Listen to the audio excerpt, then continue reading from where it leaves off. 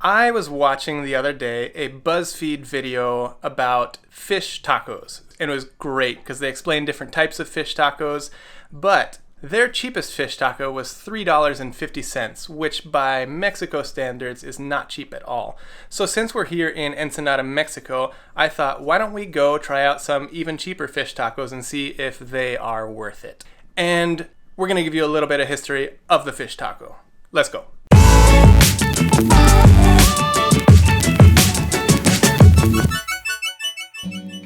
So I'm going to take you to the place where the fish taco was allegedly invented. Allegedly because there are a few different stories, but I'm going to tell you the story that I think is most likely, and then I'm going to tell you why I think it's most likely afterwards. But there are a few things you should know about Ensenada. Ensenada is a bustling port city. Look at this. We've got three cranes. That's when you know you are big time. So this is the entrance to Ensenada's historic Mercado Negro, or black market. Not nearly as illegal nor as cool as it sounds, but cuenta la leyenda que around the 50s there was an influx of Chinese people who were coming to Mexico to work. And so the Chinese food became really popular, and all of a sudden shark fin soup was in demand.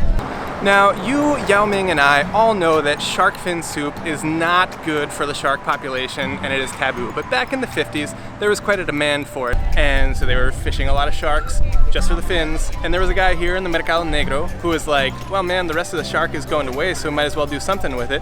So he started cutting it up, frying it, putting it in tacos, and that is how the fish taco was born. Fun fact, most fish tacos, at least the authentic ones, are actually shark meat. To be really honest, Mercado Negro is not the best place for a fish taco.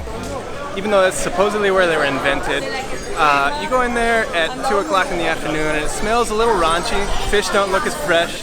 Got a lot of flies on the fish. It's like a semi-open air market. People are yelling at you, asking you to buy stuff, and it's just not the best scene. Reality is, the best fish tacos are 5 blocks away on Juarez Street. If the Mercado Negro has the history, then Juarez would have the pedigree. Side note, there are a bunch of people who want to make these horse-drawn carriages here in Ensenada illegal. I am fully on board because it's not actually a historic part of Ensenada, it's just a money grab.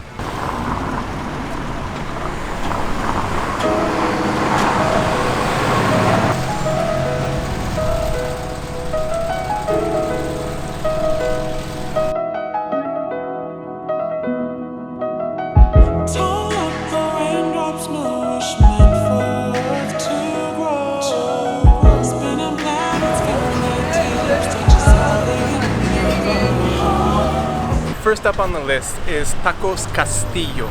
Super clean fish tacos. Not super crispy, not anything really out of the ordinary, but just really good all around. 20 pesos, which is like a little bit more than $1, and they have good service too. They will put the pico de gallo and the cabbage on the taco for you, leaving you to put the salsa and the lime and the cebolla and all that good stuff. About a block and a half from Castillo, you cross over this bridge, the arroyo here, and you head to Tacos El Fénix, which is probably one of the most famous fish taco institutions in all of Ensenada. Now this place is not known for their good service, but they are known for their incredible tacos. These are probably gonna be the crispiest fish tacos we're gonna have today. When you're this famous, you have people pay for their shrimp tacos ahead of time. I have to admit that I kind of have a bias against Fénix just because it's the most popular, the most well-known. They are so crispy, so flaky. Dipping them in the batter and frying them up so good. It's a really good fish taco. And the tomatoes, there's this deep red in the pico de gallo. It's just, it's hard to find anything to not like about a 20 peso taco that flippin' good. Fénix, it's kind of like the soup Nazi from Seinfeld. Really good fish taco, but it does feel kind of like a production line that you're being put through.